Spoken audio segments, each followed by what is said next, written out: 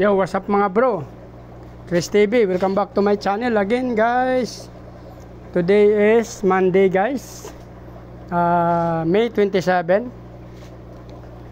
Guys, ako dito, mag-change water tayo ng aking mga bita guys. Yan, dumi-dumi. Halos hindi na sila makita guys. Actually itong apat to na to, may namatayan na dito guys. Apat na naman nabawas sa aking bita. Ito, may mga bagong tubig na dyan. Salt, nilagyan natin ng salt yan.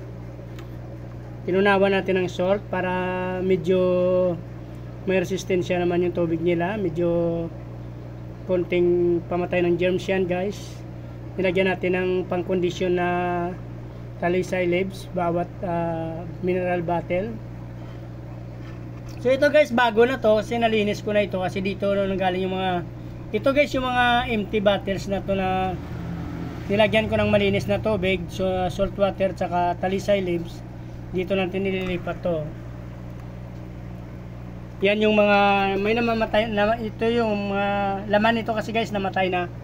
Yan, mga namatay na yung mga laman yan. Kaya diyan natin nililipat itong apat. At the same time guys, lahat to papalitan natin. Ito meron pa ditong 7 na bita at isang breeder yan. Tingnan nyo guys kasi napakarumi na rin kasi oh.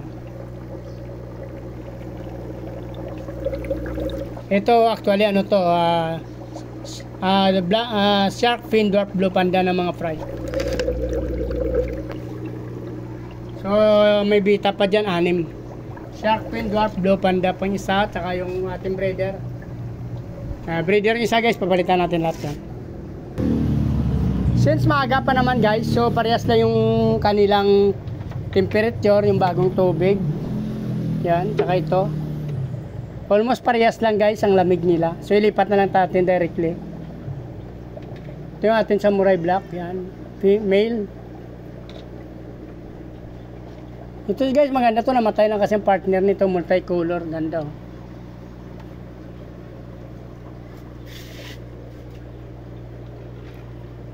Ito pa guys, oh, mukhang nahirapan tayo mag-breed nito.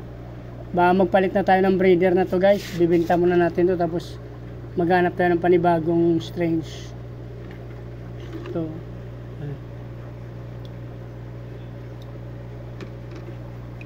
So yan na muna, hugasan ko rin to para malagyan ng tubig, salt water, tsaka ng talisay leaves.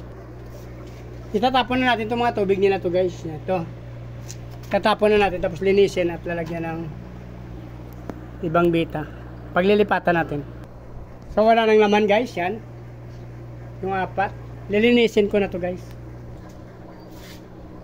Ito guys yung asin natin yan, ginagamit. Salt, rock salt yan guys.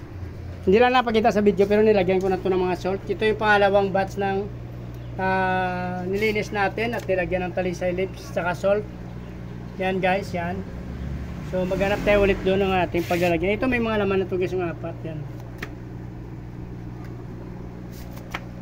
Ito guys, ang ganda nito, multicolor. Kaya hindi ko mabinta, ano to. Hindi ko mabinta-binta yan guys. Ito naman natin sa samurai black. Yan pinaka-parent, pinaka-father nung ano, nung pinagbibinta natin mga nakaraan yan. Oh. So yan guys, kukuha pa ulit ako doon ng apat. Oh. Yan. Yan, marurumi pa yan dyan. Yan. So, actually 6 lang yung ano dyan, bita. Isang fry na dwarf blue panda. Saka breeder yun doon sa dulo guys. Yan.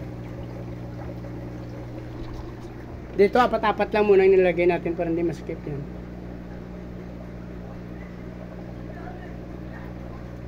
Ayan na guys, so ubusin natin to. Lahat yan papalitan natin at lalagyan ng talisay leaves.